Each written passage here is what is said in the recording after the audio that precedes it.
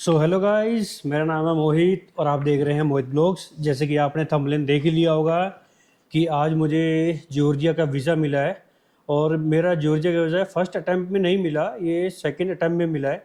First attempt मैंने जब apply किया था तो मैंने 8वें महीने 2023 में किया था, तो उस टाइम मेरा रिजेक्ट हो गया था और रिजेक्ट होने के कारण भी आपको बताऊंगा। और अभी मैंने मंडे को अप्लाई किया, तो आज है 27 सितंबर, 27 सितंबर, वीज़ा अप्रूवल आया है, मेल आया है। तो अब मेल का स्क्रीनशॉट भी मैंने आपको डाल दिया, वीज़ा रिफ्यूज़ल का भी और वीज़ा अप्रूवल का भी मेल। और जो मेरा वीज़ा रिफ्यूज़ल हुआ था उसके कारण और क्या डॉक्यूमेंटेशन मैं नहीं दे पाया, और अब वीज़ा जो मेरा आया है मैंने क्या क्या डॉक्यूमेंट्स अपलोड करे हैं पहले उसके बारे में आपको बता देता हूँ। तो पहले मैं आपको अपना वीज़ा दिखा देता हूँ। मैंने सिक्योरिटी पर्पज़ से अपना वीज़ा नंबर और पासपोर्ट नंबर मार्क कर दिया है, छुपा दिया है। तो जैसे कि देख सकते हैं, ये मेरा वीज़ा है, ये मेरा जॉर्जिया का 3 मंथ्स का वीज़ा आया है, जो कि मेरी एंट्री में डाली थी 22 नवंबर की डाली थी। तो 22 नवंबर से 21 मार्च तक का मेरा वीज़ा आया, तो 3 मंथ्स का वीज़ा आया। 30 डेज की वैलिडिटी है और एंट्री इसमें मल्टीपल है। तो जो मेरा टूर रहने वाला है इस बार, मेरा बाकू अज़रबैजान से जॉर्जिया, 2 कंट्रीज़ का है। और मैं आज अर्मेनिया का भी वीज़ा अप्लाई करूँगा। अगर मेरा अर्मेनिया का वीज़ा आ जाता है तो मैं तीनों कंट्री एक साथ ट्रैवल करूँगा, India to Baku, Baku to Georgia, Georgia to Armenia, then वापस जॉर्जिया आऊँगा और जॉर्जिया से इंडिया वापस आऊँगा। जो सबसे टफ वीज़ा है वो जॉर्जिया का है, जिसके बारे में हम आज बात करने लग रहे हैं। और सबसे इजी जो वीज़ा है वो अज़रबैजान का है, वो 3 वर्किंग डेज में आया था, उसमें कुछ ज़्यादा डॉक्यूमेंट्स की नीड भी नहीं होती। तो मैं आपको डॉक्यूमेंट्स बता देता हूँ। क्या डॉक्यूमेंट्स मैं पूरी डिटेल में बताऊँगा, तो आप डॉक्यूमेंट्स ध्यान से देखना कौन कौन से डॉक्यूमेंट मैंने इस बार लगाए हैं जिनके कारण मेरा वीज़ा आया है। फुल डिटेल रहेगी डॉक्यूमेंट्स की। तो हम स्टार्ट करते हैं। जो पहला डॉक्यूमेंट है इसमें अपलोड करना है, वो हमने पासपोर्ट की स्कैन कॉपी करनी है। पासपोर्ट आपका इंश्योर रहे कि 6 मंथ्स की वैलिडिटी अभी पड़ी हो। दूसरा डॉक्यूमेंट है वो पासपोर्ट साइज फ़ोटो है, 80% फेस वाला, वो आपको सबको पता ही होगा। और जो तीसरा डॉक्यूमेंट है वो मेरा होटल बुकिंग है। होटल बुकिंग मैंने booking.com से करी, जो कि फुली कैंसिलेशन थी, वो आपको पता ही है, वो हो जाएगा booking.com से, आप कर लीजिएगा। तो थर्ड मेरा डॉक्यूमेंट था वो कंफर्म एयर टिकट थी। अब यहाँ पे थोड़ा पजल हो जाता बंदा कि मैं कंफर्म एयर टिकट बुक करूँ, मेरा वीज़ा आए ना आए, तो मेरा पैसे ना ख़राब हुआ। तो मैंने जो अपलोड करी थी वो डमी टिकट करी थी, और डमी टिकट मैंने वो ली थी जिसमें पीएनआर नंबर आता हो। जो कि मेरी डमी टिकट थी वो पीएनआर के नंबर के साथ थी। कतर एयरवेज़ की मेरे को आई थी, और मैंने कतर एयरवेज़ की वेबसाइट पे उसको चेक भी किया था पीएनआर नंबर डाल के कि ये वैलिड है या नहीं है। क्योंकि जो भी आपका ऑफिशियल होगा, जो आपका डॉक्यूमेंट चेक करेगा, वो आपकी कंफर्म एयर टिकट तो वेबसाइट पे पीएनआर नंबर डाल के चेक करेगा। तो आप जिस किसी से भी ले रहे हो डमी टिकट, जिस किसी से भी ले रहे हो, तो इंश्योर रहे कि उसमें पीएनआर नंबर आए। और डॉक्यूमेंट अपलोड करने से पहले आप खुद उसको वेरीफाई कर लें पीएनआर ऑनलाइन, उस फ्लाइट की वेबसाइट पे जाके, जो भी आपका कंपनी फ्लाइट रहेगी। ठीक है। और अब मुझे कहोगे डमी टिकट के लिए, तो मैं आपको नीचे नंबर दे दूंगा अपना व्हाट्सएप का, आप उस पर मेरे को हाई कर दीजिए व्हाट्सएप पे। तो डमी टिकट आपकी मैं भी निकाल के दे सकता हूँ, अगर आपको कोई दिक्कत है।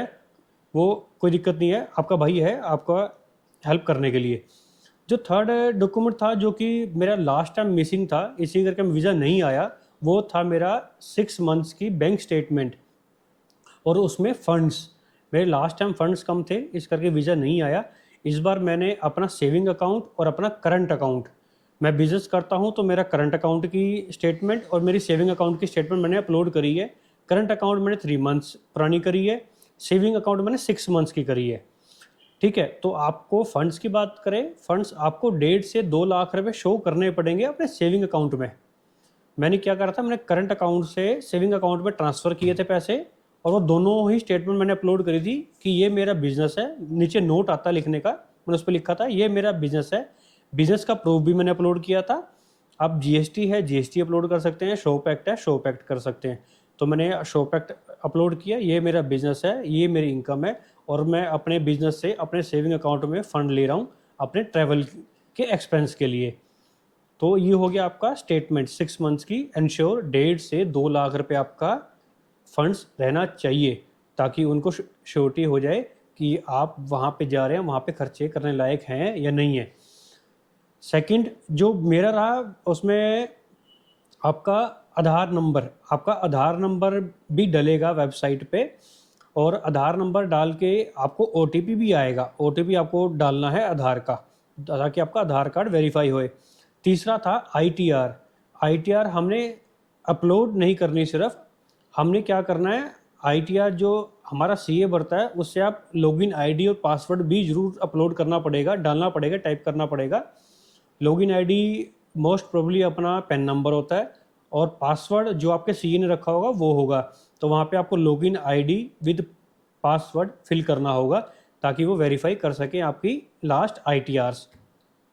और फंड्स की बात करें, फंड्स का आपने स्टेटमेंट लगानी है। अब मैंने मोबाइल बैंकिंग चलाता हूँ, तो मैं मोबाइल बैंकिंग से अपनी स्टेटमेंट रिक्वेस्ट करी थी 6 मंथ्स की, जो कि मेरे मेल पे आई थी, और वो मेल से डाउनलोड करके मैंने वेबसाइट पे अपलोड करी थी, साथ में उसका पासवर्ड भी टाइप किया था। जैसे आप अपलोड करेंगे तो साथ के साथ वो वेबसाइट, जो जॉर्जियन वेबसाइट है, वो आपसे उसका पासवर्ड ऑटोमेटिक मांग लेगी, तो आप वहाँ पासवर्ड जरूर भरना। और जहाँ आपको वीज़ा अप्लाई करना है, जॉर्जिया की ऑफिशियल वेबसाइट, वो भी मैं लिंक में नीचे दे दिए, आप वहाँ जाके चेक कर सकते हैं। तो हमारा कंफर्म एयर टिकट हो गई, जो डमी टिकट थी, होटल बुकिंग होगी, fully cancellation, proof of funds आप अरेंज करना, और हो सके तो अगर पुराने दिखा सको, 1.5-2 महीने पुराने, 3 महीने पुराने, तो बहुत अच्छा है, करंट ना दिखाओ। मैंने तो करंट अकाउंट में मेरे पुराने पड़े थे, तो मैंने सेविंग में डाल के दिखाया, चल गया। पासपोर्ट हो गया, फ़ोटो होगी, आधार नंबर वेरीफाई हो गया, और इंश्योरेंस, आप इंश्योरेंस जरूर अपलोड करना। मेरा इंश्योरेंस 600-650 रुपये का आया था पॉलिसी बाज़ार से।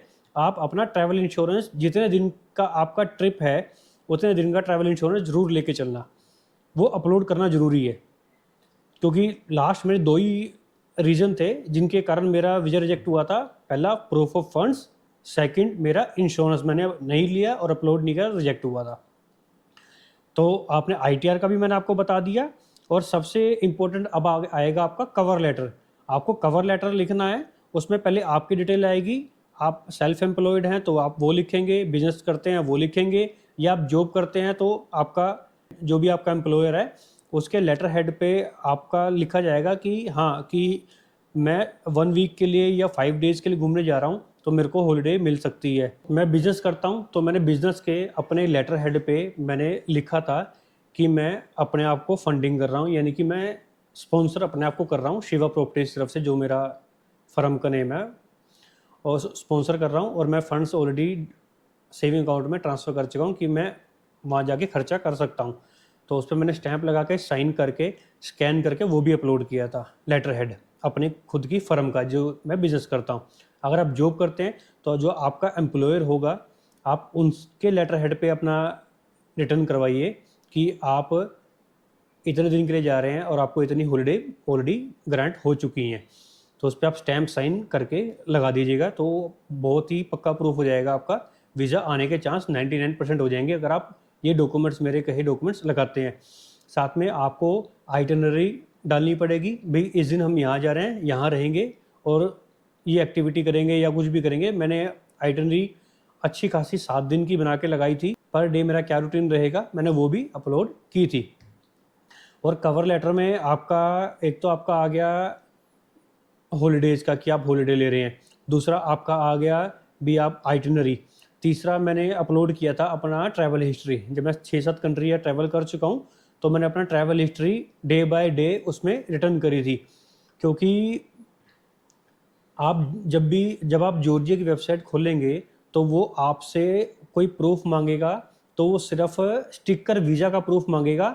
जैसे हम थाईलैंड, वियतनाम यहाँ चले जाते हैं, या कजाकिस्तान, उज़्बेकिस्तान चले जाते हैं, तो उसका स्टिकर वीज़ा नहीं होता, उसका ई वीज़ा होता है, उसकी खाली स्टैंप लगती है पासपोर्ट पे, आपको पता ही है। बट वो स्टैंप हमने अपलोड नहीं करनी, और वो वेबसाइट भी दिखाती है भी आप स्टैंप्स अपलोड नहीं करो, अगर स्टिकर वीज़ा कोई किसी कंट्री का लगा है सिर्फ वही अपलोड करो। तो मेरा रशिया का स्टिकर वीज़ा था, मैंने सिर्फ वही अपलोड किया था। बाकी मैंने कवर लेटर में सारा टाइप कर दिया था कि मैं इस कंट्री इस टाइम गया हूँ। तो आपको अगर कोई ट्रैवल हिस्ट्री है तो वेल एंड गुड है, आप वो कवर लेटर में ज़रूर मेंशन करें। और आपका बस यही हो गया। और वीज़ा फ़ीस की बात करूं तो पहले $20 हमें देने थे जॉर्जिया की वेबसाइट को, जहाँ पे हम पासपोर्ट और फ़ोटो और अपना पासपोर्ट डिटेल सबमिट करते हैं, वो $20 की फ़ीस काटते हैं। फिर आपको मेल आ जाता है DU वेरीफाई का। उसके जब आप सबमिट करते हैं उस पर आपको मेल आएगा DU वेरीफाई का। DU वेरीफाई में जो आपको डॉक्यूमेंट बताए, ये सारे डॉक्यूमेंट आपको DU वेरीफाई में डालने हैं, जैसे वो मांगेगा वैसे डालते रहना। और उसकी फ़ीस है $15। तो आपका टोटल $35 आपकी फ़ीस रहने वाली है। तो कुछ 31-32 प्रोसेसिंग फ़ीस मिला के 31-32 फ़ीस रहने वाली है। और अगर मेरी कोई हेल्प चाहिए कवर लेटर में, डमी टिकट में, या आपका प्रोफाइल बनाने में, तो नीचे मेरा नंबर दे दिया है व्हाट्सएप का, आपका भाई उसमें पूरी हेल्प करेगा। और आपकी तरफ से एक हेल्प चाहिए कि इस चैनल को प्लीज़ सब्सक्राइब करो। आप सब्सक्राइब आपके लिए फ्री है, लेकिन इससे मेरी बहुत हेल्प होएगी। आप चैनल सब्सक्राइब करो और आने वाली वीडियोज़ मेरी सारी आप प्लीज़ देखना। उसमें आपको सारी वीडियोज़ आएंगी, मैं कहाँ का ट्रैवल करूँगा, जॉर्जिया में, बाकू में या आर्मेनिया में। ठीक है। और आर्मेनिया का वीज़ा मैं आज अप्लाई करूँगा, अगर आ जाता है तो उसकी वीडियो भी मैं अपलोड करूँगा। उसमें क्या क्या डॉक्यूमेंट सारे सिमिलर ही हैं। और इतना कोई टफ़ नहीं है जॉर्जिया का। वो अगर रिजेक्ट होता है वो सिर्फ अपनी गलती से होता है। मेरा लास्ट टाइम 2 गलतियाँ मैंने करी थी, आपको दोनों गलतियाँ मैंने बता दी, वो आप ना करना। अगर कोई हेल्प की ज़रूरत हो आप प्लीज़ नीचे दिए गए नंबर पे कॉन्टैक्ट करना। थैंक यू और प्लीज़ सब्सक्राइब करके जाना।